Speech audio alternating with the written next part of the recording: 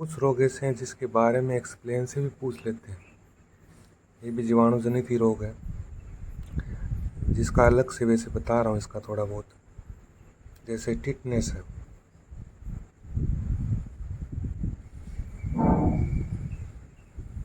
Tetanus, tetanus के injection भी लगाते हैं, चोट लग जाती है कभी लोहे से ऐसे। अब टिटनेस को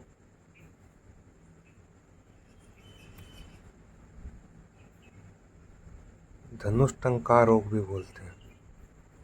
धनुष टंकार, ये इसका नाम एक दूसरा और भी है, लोकजा। लोकजा, धनुष टंकार मतलब इस रोग में इतना अकड़ जाता है शरीर, जैसे धनुष जैसे अकड़ जाती है ना, वैसे अकड़ जाता है शरीर, इसलिए इसका नाम धनुष टंकार है। लोकजा, लोक मतलब लोक होना, जा मतलब जबड़ा। इसमें जबड़ा लोक हो जाता है, मतलब सिकुड़ जाता है, तो इसको लोकजा रोग भी बोलते हैं। ये तीनों नाम याद रखना है इसमें।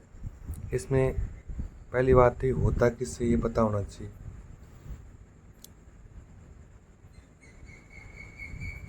टिटनेस रोग मतलब जीवाणु जनित है, ये पता होना चाहिए।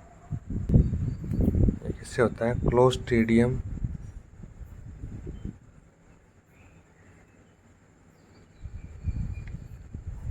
टिटेनी, टिटेनी नाम का जीवाणु होता है। अब देखो नाम में टिटनेस, टिटेनी, क्लोस्ट्रीडियम याद रखना पड़ेगा जिसके जीवाणु का नाम है। तो सबसे पहली बात तो होता है कि इससे क्लोस्ट्रीडियम टिटेनी नामक जीवाणु से होता है। इसमें होता है क्या है, ये त्वचा या हाथ पैर की अंगुलियां विकृत हो जाती है,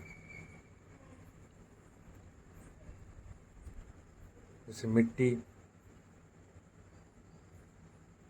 इसके जीवाणु होते किसमें? जैसे मिट्टी में भी होते हैं, कभी चोट लग जाती है मिट्टी। जंग कहते हैं ना, लोहे की लग गई तो ये इंजेक्शन लगाना चाहिए। जंग में भी होते हैं इसके जीवाणु, गोबर में भी होते हैं, या बिल्ली कुत्ता ये काट दे तो भी इसका इंजेक्शन लगाते हैं। रेबीज का भी लगाते हैं, इसका भी लगाते हैं। तो इसमें किसी कारण से इसके कांटेक्ट में आ जाए तो इस रोग में होगा क्या, जबड़े व मांसपेशियां संकुचित हो जाएगी, मांसपेशियों का संकुचन। तभी तो इसका नाम धनुष टंकार है, मतलब धनुष की तरह अकड़ जाती है, संकुचित होकर धनुष की तरह अकड़ जाना।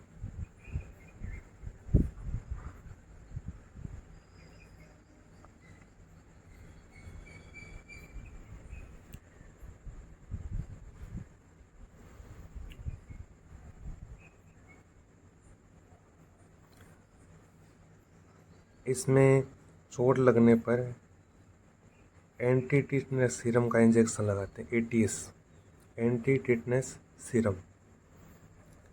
और टीके जो सबसे पहले लगते हैं, चोट लगने से पहले भी बचपन में भी लग जाते हैं, डीपीटी का टीका लगता है, डिप्टीरिया पर्टुसिस टिटनेस। देखो टी नाम आ रहा है, ये तीन रोगों के नाम है, तीनों में यही टीका लगता है। डिप्टीरिया रोग जो पीछे आया था, बताया था ना, डिप्टीरिया किस कारण से होता है, पोइनोबैक्टीरिया डिप्टीरियाई। पर्टुसिस काली खांसी, और टिटनेस जो बता रहा हूँ, इन तीनों में कौन सा टीका लगता है? डीपीटी का टीका। ये छोटा सा ही एक्सप्लेन है, ज़्यादा कुछ नहीं है। ये तीनों नाम ध्यान रखना कि इसी रोग को बोलते हैं और उसमें ये टीके लगते हैं।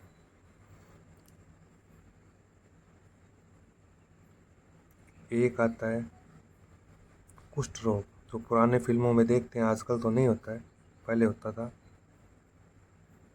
कुष्ठ रोग, कोढ़, कहते थे ना, कोड हो गया इसके, कुष्ठ हो गया, हाथ पैर अंगुलियों में इस पट्टी किए हुए बैठे रहती थी। हैंसन का रोग भी बोलते हैं, हैंसन का रोग, या इसका दोस्त तीसरा नाम है लेप्रोसी। लेप्रोसी का मरीज है। तीनों नाम इसी के हैं, कुष्ठ रोग, हैंसन रोग और लेप्रोसी।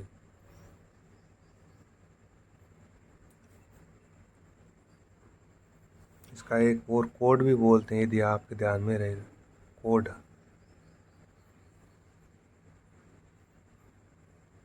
अब इसके रोग कारक का नाम क्या है? माइकोबैक्टीरियम, लगभग ऐसे से ही नाम है, माइकोबैक्टीरियम लेप्री। लेप्रोसी है ना, लेप्री। नाम में भी सब लगभग रोग कारक इसके नाम से मेज खाते से हैं।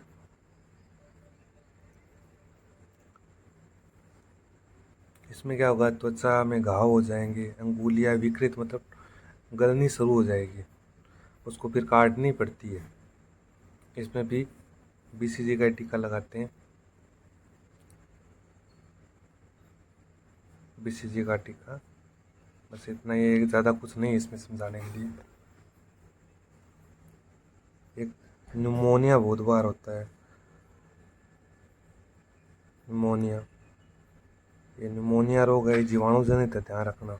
आपने सुना होगा, बच्चों में भी हो जाता है, बड़ों में भी हो जाता है, हवा पानी इनसे होता है। ये लंग्स पूछ भी लेते हैं। न्यूमोनिया में क्या होता है, फेफड़े प्रभावित होते हैं। प्रभावित अंग क्या है, फेफड़े।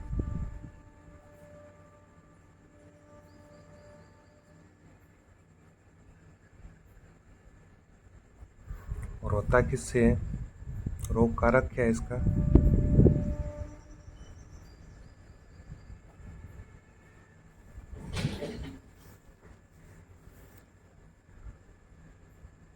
डिप्लोकोकस या स्ट्रेप्टोकोकस।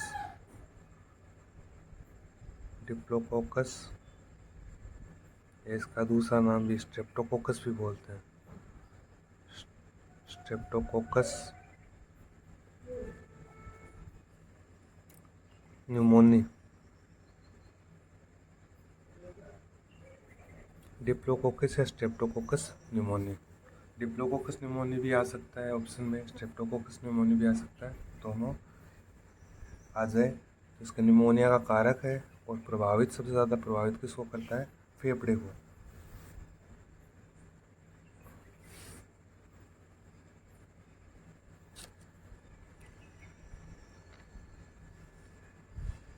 एक नाम आता है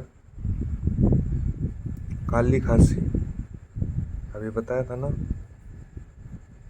काली खांसी, इसको कुकर खांसी भी बोलते हैं।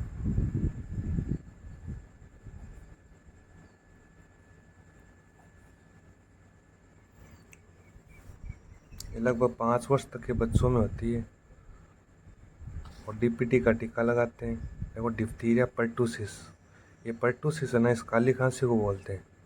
डिप्थीरिया बता दिया, उसमें भी डीपीटी का टीका लगता था। पर्टूसिस ये काली खांसी का, और टिटनेस ऊपर आया था, तीनों में यही टीका लगता है, डिप्थीरिया, पर्टूसिस, टिटनेस। तो पर्टूसिस को काली खांसी बोलते हैं। और ये होता किससे है, एक बोर्डेला पर्टूसिस होता है। रोग कारक क्या है, जीवाणु है, बोर्डेला पर्टूसिस। पर्टूसिस मतलब काली खांसी, पर्टूसिस। एक ये नाम भी बहुत बार सुना होगा, प्लेग, जो चूहों से होता है, प्लेग, या ब्लैक डेथ भी बोलते हैं।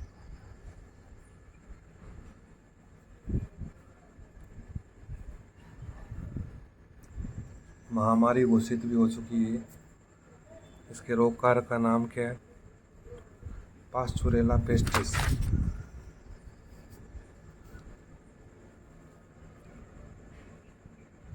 Pasteurella pestis. चूहों से होता है, ध्यान रखना, चूहों से फैलता है।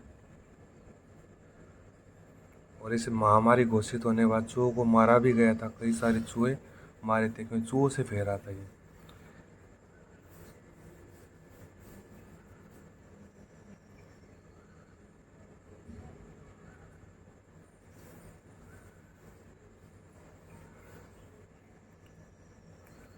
एक ट्रेंस बुखार होता है।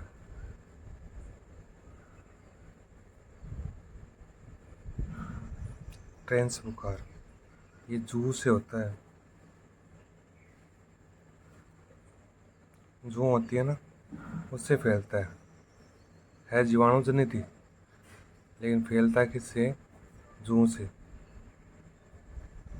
जीवाणु का नाम पूछते तो नहीं है, फिर भी रोकेलिमी क्विंटाना नाम है इसका। रोकेलिमी क्विंटाना, मान लो पूछ भी ले, लिखने का कोई पूछते नहीं, कभी आज तक तो आया नहीं है।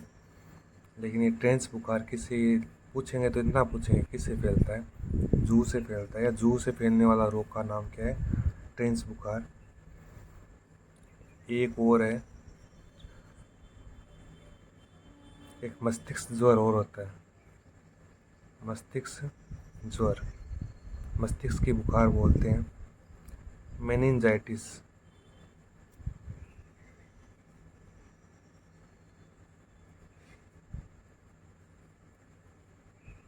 मेनिंजाइटिस। एक इंसेफेलाइटिस भी बोलते हैं इसको, इंसेफेलाइटिस।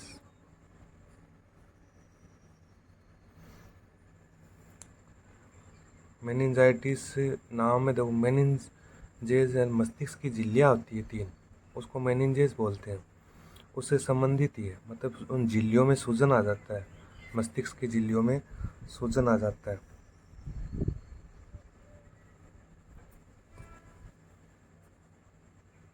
मस्तिष्क की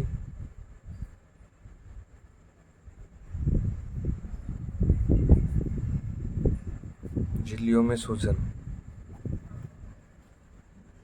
और इससे होता किससे? ये भी जीवाणु जनित रोग है। रोग कारक क्या है इसका? Neisseria meningitis.